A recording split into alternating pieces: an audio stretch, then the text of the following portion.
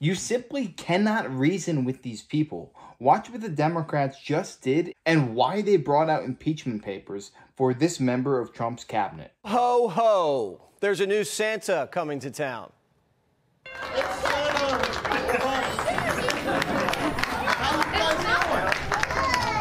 Oh, who's that? Who's that good-looking guy? Obama Claus just slid down the chimney with a big red sack full of DEI. Betsy said, oh yeah, you just wait and see. There'll be a black female pilot and it will be me. Where's Mrs. Claus? Probably bad-mouthing Santa on her podcast. But Barack's elves are certainly busy. They're stuffing articles of impeachment into every stocking. Shree's the head of Santa's workshop, and he's getting ready to deliver the big one. That's right, the Secretary of War. Hello, this is Congressman Shri Thanidar. Today, I introduced articles to impeach Secretary Pete Hegseth for murder and conspiracy to murder and reckless and unlawful mishandling of classified information. Well, Shri murdered dogs. And it's not just Pistol Pete. Bobby's on the naughty list. Has got to go. Today I introduced articles of impeachment to remove him from office. Mrs. Claus is MIA, so Maddow's playing substitute. And she gave 47 a big fat C. Coal. Our country is doing some terrible stuff right now. Our country has done some terrible things in the past, but history will get you. If you are part of doing something that you know is wrong and that you know is unconstitutional and that you know is immoral, like many of the things that this administration is doing right now, subsequent generations ashamed of you, you will spend the rest of your life denying that you did what you did, and we will out you. The DNC boss is putting out a winter weather advisory. There's a 100% chance of precipitation. I've always said being a chair at any level, whether you're a county chair, you're a state chair, or you're now a national chair, it's a political equivalency of being a fire hydrant, right? You get pissed down by everyone. You win by being a big tent, not a small tent, right? And sometimes that means things are messy in our party. Everybody knows if there is a mess to clean up, you hire a commie. Black Beto loves her some Mondani. Mondani has not backed down whatsoever from his rhetoric against the president. In the Oval Office, he stood there and he said what he said about him being a fascist, yet he was able to win those voters. So Democrats that believe the only way that you can win is by being soft and sounding like a Republican, that is not true. Yeehaw! But are cowboys in the Lone Star State going to love the sound of Crockett? She ain't never scared and she ain't never been. Who is willing to go toe-to-toe against the president? I can't wrap my head around someone who votes Republican. She advocate for feeding kids, they protect folks touching them. And they only trying to scare her out of running because they think she'll win. Got 2 words for every racist bigot. Jasmine Crockett. Jazzy's got her work cut out for her if she wants to wrangle enough Republicans to put her over the top. But if any of those hats start tilting a little too MAGA, boy, they better get. How will you convert those who are supportive of him to voters for you? Yeah, I don't know that we'll necessarily convert all of Trump supporters. That's not our goal. Do you need to? Our goal is to definitely talk to people. No, we don't. We don't need to. Whoa, Black Beto just pulled a potatoes. Maybe potatoes doesn't need Republicans in California, but Crockett sure does need them in Texas. Hold your horses, babe. You're going to need a longer lasso. Week 1, and she's already riding on the race card. I'm asking you to tune out those intrusive voices that say she can't win because she's black, because she's a woman, or because she's a Democrat.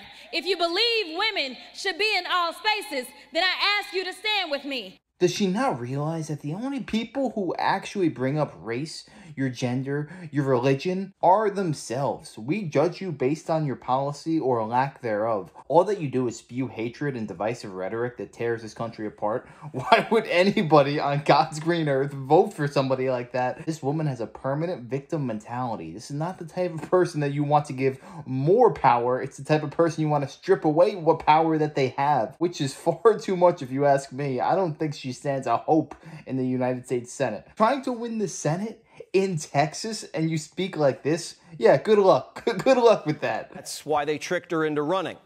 Get this.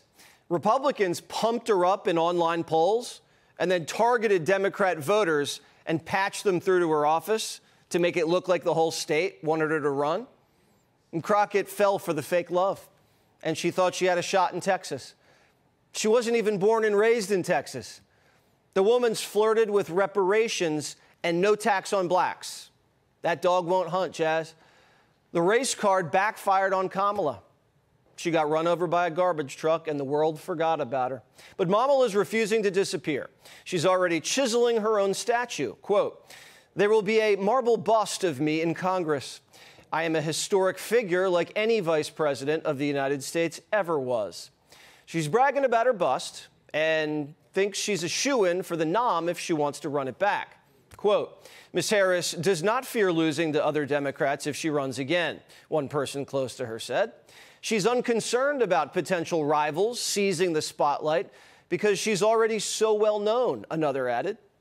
Kamala thinks she's the most popular kid in school, but she better tread carefully. She's ticked off more than a few Democrats. Shapiro's a bitter Betty. Here's a quote, and you are describing former Vice President Kamala Harris here.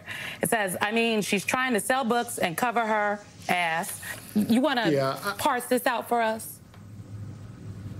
No, there's no parsing. Look, I stand by what I said. I think the way in which the author described my emotion, frankly, was not accurate, but the words are mine, and I stand by them. Newsom's got a chip on his shoulder, too.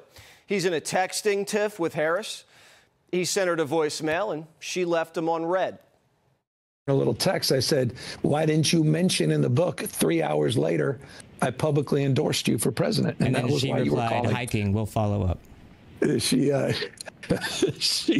says, I'm book tour. Get back to you later. Yeah. Anyway, that's the relationship. Books always roll out before the campaign officially kicks off, and Greasy's got a page turner. He says, don't judge a book by its cover. A lot of people look at me, the stark white shirt, the blue suit, and the gelled hair, and they think, oh, I know this guy. I know this guy better than I'd ever want to know him. I get it. This is a story of a kid who always felt like he wasn't quite enough. This is a truly vulnerable book. I hope that whatever your opinions of me are, the openness, the honesty I felt in writing this and living it will resonate. The competition for 28 is going to be tight, tight, tight. But Mayor Pete has some work to do. The KKK was more popular with blacks than Mayor Pete. Tampon's not doing much better. He's sinking faster than a Somali pirate. Governor, have you been able to apologize yet to the people of Minnesota for allowing this Somali fraud to continue under your watch? Of the people of Minnesota. Is it time to apologize? How about the whistleblowers that you have allegedly retaliated against? Democrats are going down with the ship. The Somali situation is getting really sleazy. Let's look at, Ilhan Omar, who was voted into Congress by, a large group of people from Somalia who are in Minnesota, which is really far from Somalia. I don't know, we just don't want to turn into a, communist hellhole, basically. Trump's just trying to stop the fraud and save us money. We should be able to agree on that, right? Wrong. Democrats want to arrest Trump, not the Somalis who stole $1 billion. I think America, right now, we are in a defining moment in our state and in our country to stand up to what is happening. And what we're seeing is an actual authoritarian government take place. You can tell a lot about a culture by looking at their heroes. People are aware of the fact that you are the leader of the resistance. If the leader of the free world is a fool, the leader of the free world then should expect and examine every bit of ridicule he receives. Kimmel accused MAGA of murdering Charlie. People say Omar married her brother. Shree's hitting impeachment like a crack pipe.